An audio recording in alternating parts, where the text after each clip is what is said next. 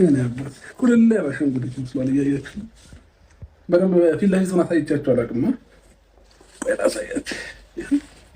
ፊት ምን እንደሚያደርግ እያደገልኝ ነው። ደግሞ ጎረምሳ እየሆነ ነው፣ እያማረበት ነው። አባባዬ እኔ አባት ሰላም ብላችሁ እስኪ ሰላም ሰላም፣ እንዴት ናችሁ? ደህና ናችሁ ወይ በላችሁ። አባቴ ከአንድ ከሁለት ወር በኋላ ዋና እናስመዘግበዋለን። ከዛ ጅም ቤትም ይገባል ከኔ ጋር ቶሎ ቢያደርግ ማለት ነው። ምን እንደማደርገው አሳያችሁ ነበር እግዚአብሔር እና አባቴ አንቺ መሳቅ ጀምሯል። ደግሞ እግዚአብሔር መሳቅ ጀምሯል። ባለፈው ራሱ እያሳቀኝ ነበር። አንተ የኔ አባት የኔ ቆንጆ የኔ ሸበላ አንገቱን ያዘው እያየህ እኮ ነው አንተ የኔ አባት ፋሚሊዎቻችን ልብሱን እንዴት ላሳያችሁ። እናቱ መስዬው ያፈጥብኛል። ጭራሽ እናቱ መስላ አንተ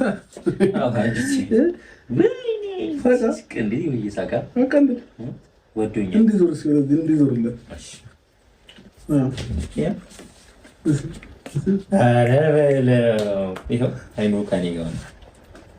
አዎ አላህ አሳድግልክ አብርሃም።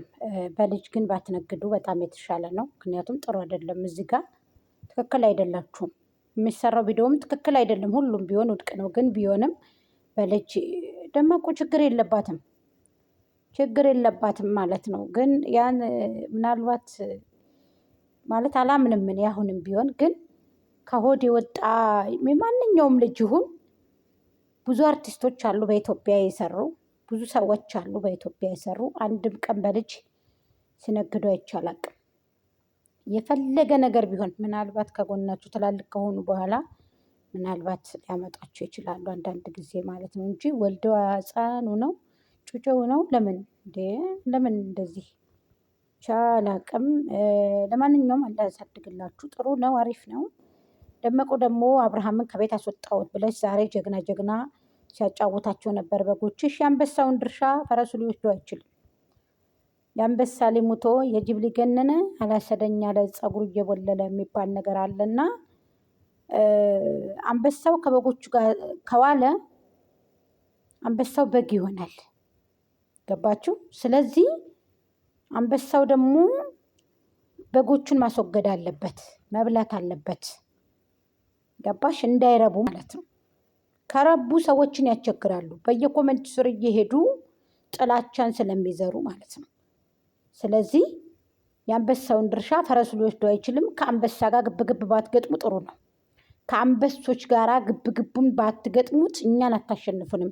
የሚከፈለውን መስዋዕትነት እንከፍላለን። ሼር አድርጉት፣ ኮፒ ሊንክ አድርጉ፣ ሼር አድርጉ፣ አድርሱ ማለት ነው። የሚከፈለውን መስዋዕትነት እንከፍላለን። ወርቃችን ድረስ ሽጠን ለሄርሜልዬ የሚደረገውን ሁሉ እናደርጋለን። ምንም አታመጡ። ከዚህ ደግሞ ማንም የሚያስወግደን የለም። ሙሉ ወርቃችንን አስፈላጊ ተሆነ ደግሞ ቤትም እንሸጣለን። ምንም ችግር የለም። ስለዚህ እሷ ይመቻት፣ ከአብርሃምና ከአብርሃም ጋር ይቀመጡ።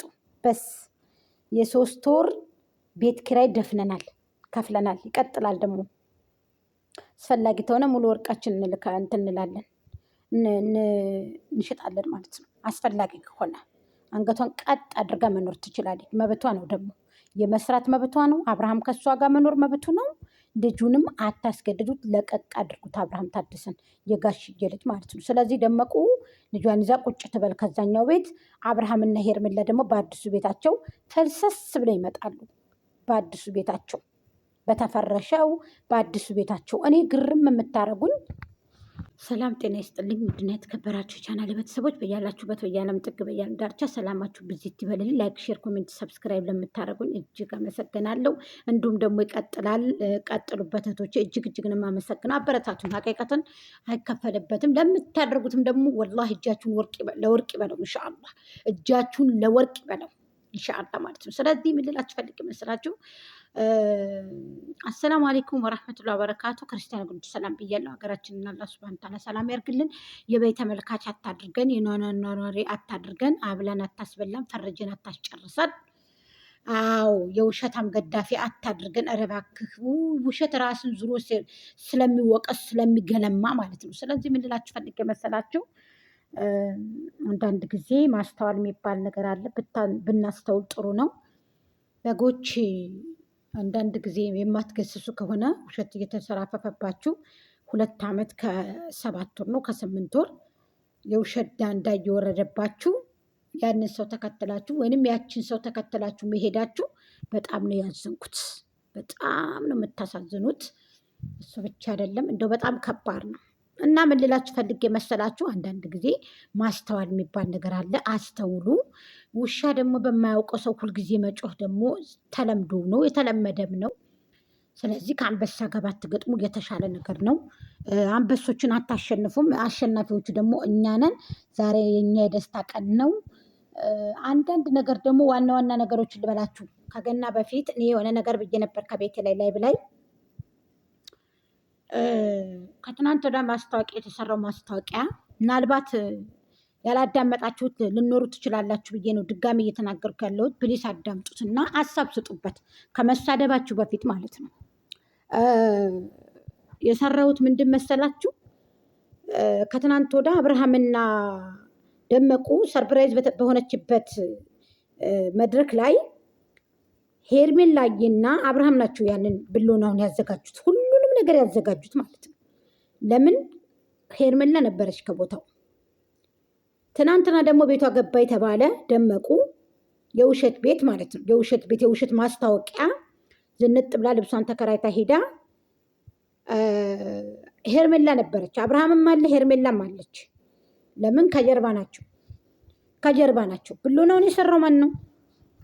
ባሌ ባሌ እያለች በመጣችበት ባሌ ባሌ እያለች በመጣችበት የዛ ጊዜ ነው የሰሩት ነገሩን ሁሉን ነገር አብርሃም ጋር ተመካክሮ። እናንተ ግን ጥላቻ፣ ይሄ ሄርሜላ ጋር ጥላቻ ውሽሚት ያለሽ ምን ቆማ አጣውሉ። እስኪ መቤትን ቪዲዮ አይተን እንመለስ። ሰላም ሰላም ምርጦቹ ባለማተቦቹ ሙስሊም እህቶቼም እንደዛ ከኢትዮጵያ ሁሉ ደውል ሩታና አብርሽ ታረቁ፣ ሩታና አብርሽ ታረቁ ብለውኛል። እንኳን ደስ ያላችሁ፣ ስለታረቁ ደስ ብሎኛል። እኔ የሩታ ጥላቻ የለብኝም እኮ እኔ መቤት የሩታ ጥላቻ የለብኝም።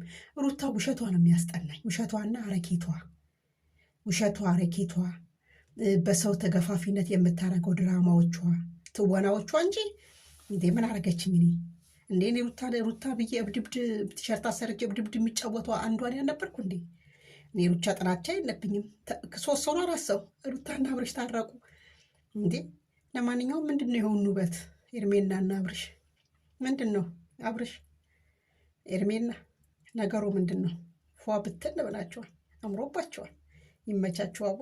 እና ደግሞ ምርጦቹ ባለማተቦቹ እንኳን ደረሳችሁ አላልኳችሁ። ነገና በጣም ይቅርታ፣ በጣም ጠፍቼ ነበር በሆነ ጉዳይ ቢዚ ሆኜ አልነውናችሁ።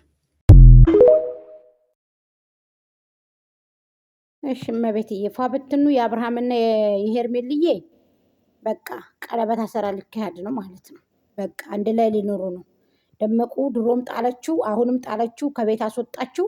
ሄርሜላ አነሳችው፣ ዳነው፣ ተሻለው። አሁን ደግሞ ድጋሚ ይሄን ልቡን እየሰበረ ደመቁ ከቤት አስወጣችው። አሁንም ሄርሜላ ጋር ሊኖሩ ነው ማለት ነው። የጭቅጭቅ ትዳር አይስጣችው። ጭቅጭቅ ትዳር የሚያስተምር ሰው አይፍጠርባችሁ፣ ከዘራችሁም አይኖርባችሁ ነው የምላችሁ። ስለዚህ ቪዲዮውን ላይክ፣ ሼር፣ ኮሜንት፣ ሰብስክራይብ እያደረጋችሁ ሀሳብ አስተያየታችሁን አስቀምጡ። እንደዚህ አይነት ትዳር ቢቀር ነው የሚያስብለው። ስለዚህ ሄርሜላ ጋር ሊቀጥሉ ነው። እንኳን ደስ አላችሁ ላለሁኝ። እንግዲህ ደመቁ ምንም አባሻ